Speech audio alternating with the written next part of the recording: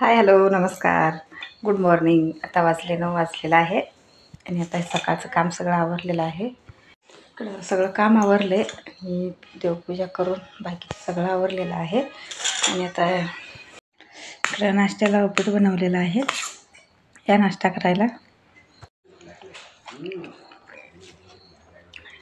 करायला सगळे. चला, इकडं वाजले आता 12 आणि माझं काम सगळं आवरलं आहे. आणि इकडं मी मस्त रेडी झालेलं आहे. हे बघा, मी साडी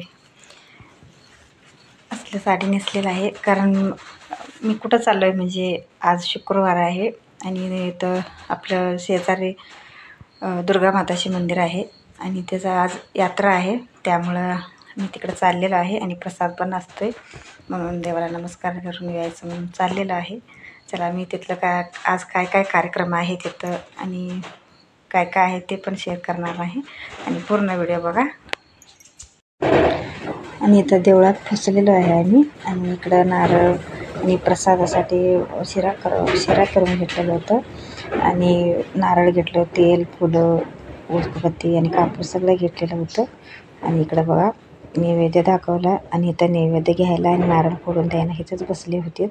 मग मी इथं कापूर, अगरबत्ती लावले, नैवेद्य आणि नारळ इथं बसलेले होते. मग त्यांच्याकडे दिलं, नैवेद्य घेतले, त्यांनी देवीला दाखवून तिकडं दिलं आणि कापूर आणि तेल पण इकडं द्यायला लागलो आहे.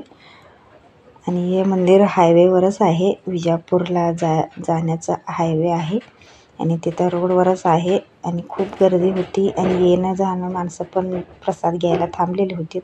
हे बघा, देवीची मूर्ती आत आहे आणि इथं कार्यक्रम चालू झालेलं म्हणजे हे गाणं आहे, म्हणजे भजन कीर्तन सगळं होते.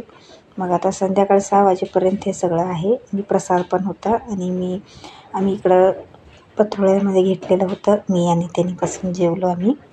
आता जेवून घरला चाललेलो आहे. म्हणजे इकडं बघा, कार्यक्रम सुरू झालेलं होतं. मी काय बसलेलं नाही, घरी कोण नव्हतं म्हणून प्रसाद घेतला आणि पाया पडून मी तर लवकरच निघाले थोड्या वेळानं. आणि इकडं चाललो आहे बघा, मी आणि त्यांनी बाबा आले होतो आम्ही गाडीवर. आणि मी दर्शन घेतला आणि प्रसाद घेतला. आता चाललेलं आहे चालत.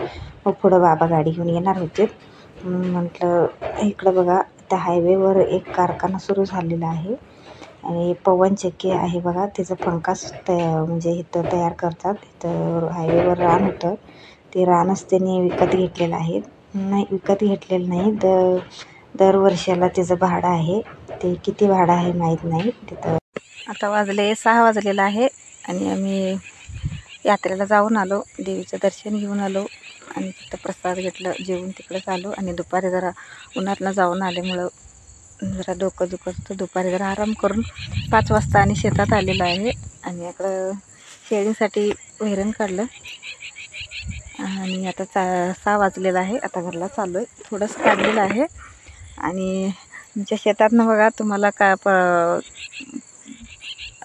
गेल्या आठवड्याच्या व्हिडिओमध्ये दाखवलेलं होतं, एवढंच कलिंगड झालेलं. आणि आता ते केवढं झालेलं आहे त्याला दाखवतो बघा, केवढं मोठं झालेलं आहे कलिंगड.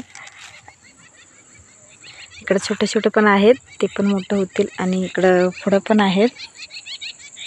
आम्ही काय ते बी काय टाकलेलं नव्हतं आणि आपण खायला आणलेलं ते बी टाकलेलं. असं रानात बरेच जागांमध्ये उठलेलं आहे ते वेल, कलिंगडचं वेल.